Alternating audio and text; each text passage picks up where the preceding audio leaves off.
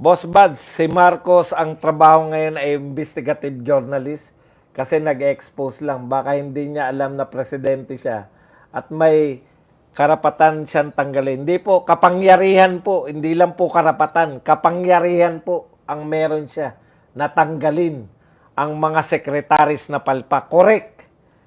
Correct na correct po. Hindi po kayo taga-expose lang dapat, Mr. President. May kapangyarihan po kayo ayon kay Ma'am Tess Renon.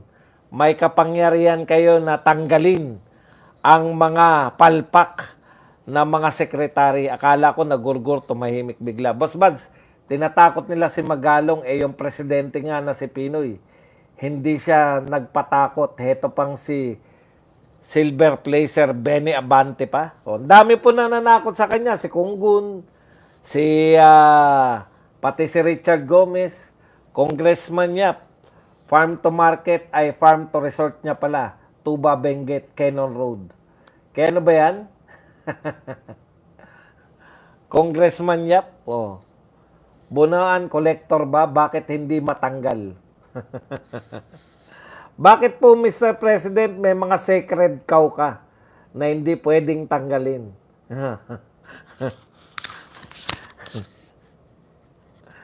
Bilib na bilib. Asa na? Ito si Congressman, si Saldico. Di ba? Ikaw, Saldico, nung si BP Sara, pinagpapaliwanag mo, sabi ka ng sabi, bakit ayaw magpaliwanag? Ikaw magpaliwanag ka ngayon. Bakit may small committee? Ano yung pinag-usapan nyo? Magkano insertion nyo? Sino yung nag-insert? Kasi totoo po to. Totoong budget tong pinag-uusapan. Kay BP Sara, haka-haka nyo lang. Wala kayong ebidensya kay BP Sara, haka-haka nyo lang yung mga akusasyon nyo kay BP Sara. Eto po, totoo po to, na nag-insert kayo ng mga budget para po dito mapunta sa kung saan. Totoo po na binawasan nyo yung mga budget ng iba at nilagay nyo sa gusto ninyo. Totoo po nagganap yan. Kay BP Sara po, haka-haka lang. Meron pa ba ngayong nananawagan ng accountability? Kasi tahimik sila rito. Mga pare, mga kaparehan, kumusta na po kayo mga father? Ang ingay nyo kay BP Sara. Napakaingay nyo sa impeachment, mga pare. Yung mga universidad na hawak ng mga pare, katulad ng Ateneo de Manila, University of Santo Tomas, De La Salle University, Adamson University. Kumusta na po mga pare? Dinadamay nyo pa yung mga universidad nyo. Ngayong eto, garapalan ang nakawan. Wala kayong masasabi? Yung mga universidad, UP, PUP, ang lalakas ninyo lahat. Mangantyaw, ngayon wala, tahimik kayo lahat. Bakit kayo tahimik mga kaparian? Dinadamay nyo. Akala nyo kasi marami, no? University. Mga pare din yan eh. Mga pare din po may control ng universidad na yan eh. Yun namang UP, alam nyo na kung sino may control niyan, tsaka PUP. Ano kayo ngayon? Bakit tahimik kayo? Bakit? Kasi nag-aaral sa kanila mga anak ng mga kontraktor. Baka malaki po. Malaki ba kontribusyon? Yung kalahati, ng mga pare, paano kami kikibo dyan? Kalahati ng simbahan namin, kontraktor. Kalahati ng simbahan namin, congressman, ang nagpatayo. Malupit sa iba. Yung kontraktor, congressman na, kaya buo. Nagpatayo niyang simbahan nila.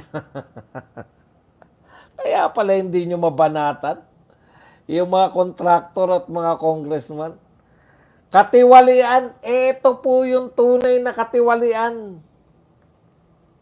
Hindi na lang po flood control yan. Flood control lang po kasi bumabaha. Ngayon po, matutuklasan na rin natin lahat ng kapalpakan ng mga yan. Farm to market road. Hindi pa po nasisilip. huwag kayong mag-alala. Naniniwala po tayo kay Senator Marcoleta na darating tayo dyan sa paninilip dyan sa mga iba pang mga highway.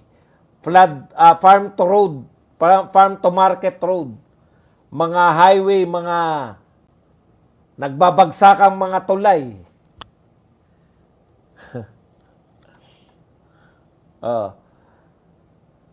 Ang dami nyo pong ginagawa.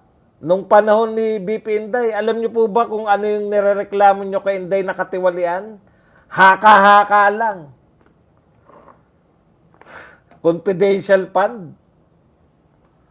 Ano sabi ng COA? Wala kami iniimbestigahan na corruption. Kaya kami nag-i-issue, ang in-issue namin sa Office of the Vice President, kulang yung papeles nila. Magwala yung mga pare, kala mo eh. Akala mo naman, mga pare, tapos yung mga eskwelahan.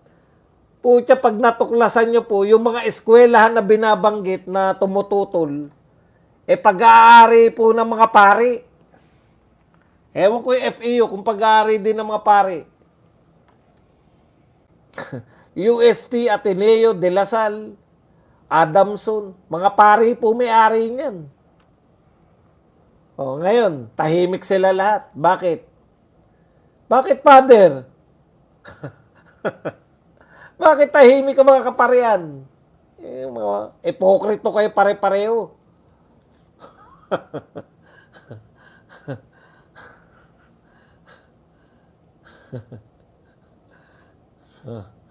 Katoliko ko ha.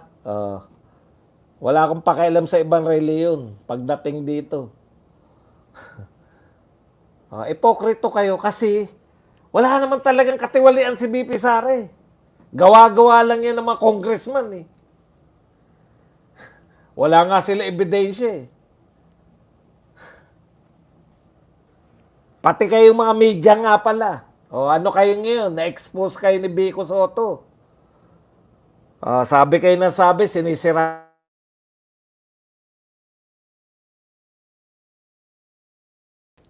Panay Sara Lustay pero di nila maakusahan ng dakaw si Sara. Burado na ang interview ni Corina kay Sara Diskaya, Tatay Badong. Tama yung yung dating yung retired na journalist, 'di ba? Halimbawa, totoo, hindi kayo binayaran. Ang ganda ng sinabi, basahin ko lang ha. Basahin ko lang yung sinabi nung retired journalist. Ito yung mga journalist nung araw. Mga totoong tapat pa to sa trabaho nila. Ito po sinabi, let's say that this Kaya piece was not paid placement. They claim that this was a lifestyle feature. Okay, good. But the second, they saw the huge garage and those many super expensive cars, that lifestyle story should have instantly turned into an investigative story. 'Di ba? Doon kayo napahiya eh. Tama yun. Hindi natin maiisip yan kasi hindi tayo journalist eh.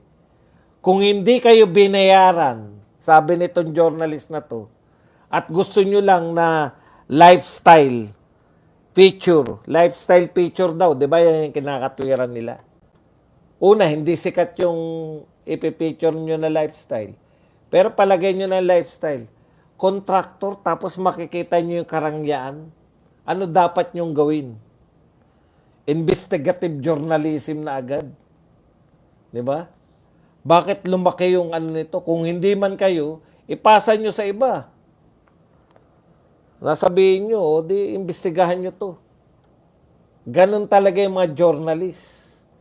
Parang naka-scoop sila eh. Uy, pucha, okay to. Ba't ang yaman ito? Di ba? Imbestigahan nga namin mabuti to. Tatay Badong, hindi uso ang investigative journalism, envelopmental journalism. Correct. DPWH daan sinisira para may project ulit na gagawin. Sayang ang pera. I vote to rename congressman named to congressman.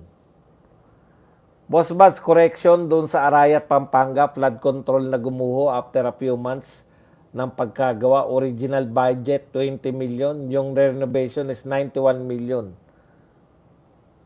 Tatlong beses pala yun. So, 91 times 3, 273 million ang total. Kita nyo? Daan-daang million. Tapos kay BP Sara, 125 million lang. O tinodo na nila yung buong budget na confidential fund, 600 million.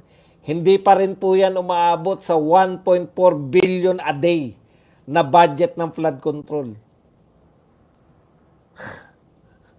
Katiwalayan? Katiwalayan ang gusto nyo? Kayong mga taga-media, wala na kayo. Siran-sira kayo sa tao. Umamin na nga rin si Arnold. Sinisiraan na nga kami. Hindi po kayo sinisiraan. Hindi po namin kayo sinisiraan. Wala po kami kapangyarihan na siraan kayong mga media. Ang dami yung pera eh. Mas sikat kayo sa amin eh. Sino paniniwalaan? Kami o kayo? Kayo dapat. Eh ang problema, pinapakita nyo yun sa tao. Saan kayo nakakita? Pinalalabas ninyo na walang magandang ginawa si Duterte. Sino maniniwala sa inyo? Yung war on drugs ay pinakamasamang tao ang gumawa. Yan po ang pinakamalaking katarantaduhan ninyo. Sinasaksak nyo sa mga tao na okay lang na yung mga adik ay gawin nila yung mga karumal-dumal na gawain. Gahasa, pagtripan ka, tigukin ka, imasakir, lahat pwede. Pero once na magtrabaho yung gobyerno para mapigilan itong mga drug lords, drug pusher, kayo ng media dapat yung nagpapakita sa tao na tama yung ginawa ni Duterte. Hindi, baliktad eh. Lahat ng mamamayan natutuwa sa ginawa ni Duterte pero pinasasama nyo. Eh may social media na. Oh. Kada magsasalita kami na maganda yung war on drugs, nagsasalita kayo media na masama yung war on drugs, eh di ang ultimate na nagja-judge sa atin kung sino nagsasabi ng totoo, yung taong bayan. Oh. Sabi nyo masama. Sabi ng mga Duterte vloggers, ang ganda ng war on drugs. Ultimately, ang judge niyan, yung nakaramdam, yung taong bayan. Ano ang sabi ng taong bayan sa war on drugs? Oh, tuwan-tuwa sila. Gusto nga nila mabalik na sana yung war on drugs. Pinasasama nyo si Duterte, etong pinabubuti nyo, wala nga kayo maipakitang programa. Aminado nga sila eh. Wala talaga. O pati Dolomite, putya, sinakyan ninyo. Sarado na pala Dolomite ngayon. Nak ng pupa. Hindi mabudgetan ng paglilinis. Hayaan na lang nila mawasak. Alam nyo po, sa totoo, yan po, lahat, parang parke po yan. Hayaan nyo yung luneta. Hayaan nyo yung luneta, wala mag-ayos niyan. Ano sa tingin nyo mangyayari sa itsura ng luneta? Kaya maganda ang luneta, meron niyang mga hardenero, merong nagdidilig dyan. Ang gusto ninyo, yung Dolomite, kusa siyang luminis, kusa siyang maging maayos. Pag na once lang gagawan, lahat po ng parke, kaya nananatiling parke. Maintenance. Eh kung ayaw nyong i-maintain dahil gusto nyo sabihin na nag-aksaya lang tayo ng pera, pwede talaga. Huwag nyo nang pakialaman. Hayaan nyo na yung susunod na Pangulo na pagandahin uli yan. Sayang talaga pera natin. Kung maganda na, sinara nyo na lang,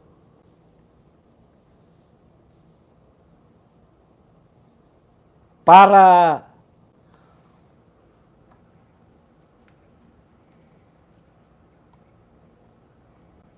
pangit po eh. Lahat po, Ano pong magandang lugar ang hindi kinakailangan na maintenance? Dati ang Quezon City Memorial Circle, ang ganda po niyan eh. Nung maliliit pa po ang mga anak ko, wag na po nating alamin kung sino presidente nun.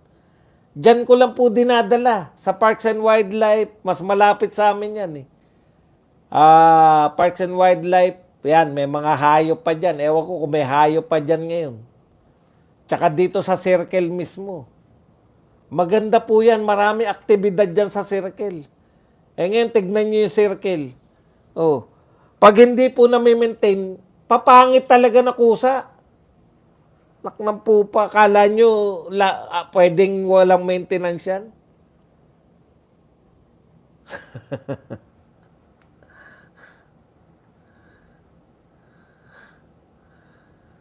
Sabi ni Lauren Ligarda, wala daw kwentang Dolomite, na sayang lang daw pera.